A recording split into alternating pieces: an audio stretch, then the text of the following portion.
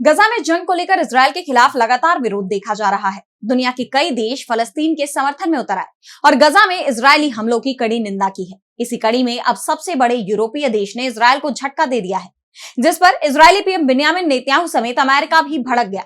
तो क्या है पूरी खबर, जानने के लिए देखिए ये रिपोर्ट। गजा में जंग को लेकर इजरायल अब बुरी तरह घिरता नजर आ रहा है। अमेरिका से लेकर ग्रीस जैसे देशों में इजरायल के खिलाफ विरोध प्रदर्शन हो रहे हैं।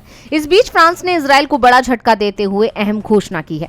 फ्रांस के राष्ट्रपति इमैनुअल मैक्रों ने फिलिस्तीन को मान्यता देने का ऐलान किया है। उन्होंने कहा कि फ्रांस फिलिस्तीन को अलग देश के रूप में मान्यता देगा। सितंबर में संयुक्त राष्ट्र महासभा में इसका ऐलान होगा। आज सबसे जरूरी है कि गजा में युद्ध को रोका जाए और लोगों को बचाया जाए। ऐसा करने वाला फ्रांस पहला G7 राष्ट्र बन जाएगा। मैक्रों ने अपनी सोशल मीडिया पोस्ट में कहा कि हमें तत्काल सीज फायर, सभी बंधकों की रिहाई और गजा के लोगों के लिए बड़े पैमाने पर मानवीय सहायता की जरूरत है। हमें हमास का डिमिलिटराइजेशन भी करना होगा, गजा को सुरक्षित और इसे फिर से बनाना होगा और फिलिस्तीन देश को बनाना होगा।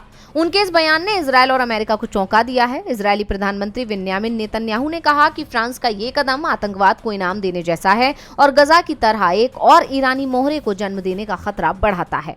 वहीं अमेरिकी राजदूत ने कहा कि फ्रांस को ही ब्रिटिश कॉलोनी घोषित किया जाए। अमेरिका के विदेश सचिव मार्को रूबियो ने कहा कि फ्रांस के राष्ट्रपति इमैनुअल मैक्रों का ये बकवास फैसला हमास के प्रोपेगेंडा को बढ़ाएगा और मिडिल ईस्ट में शांति को पीछे धकेल देगा। लेकिन एक बात तो तय है कि जिस तरह फिलिस्तीन का समर्थन बढ़ रहा है, उससे अमेरिका इजरायल की चिंता बढ़ती जा रही है। डीवी लाइव की रिपोर्ट।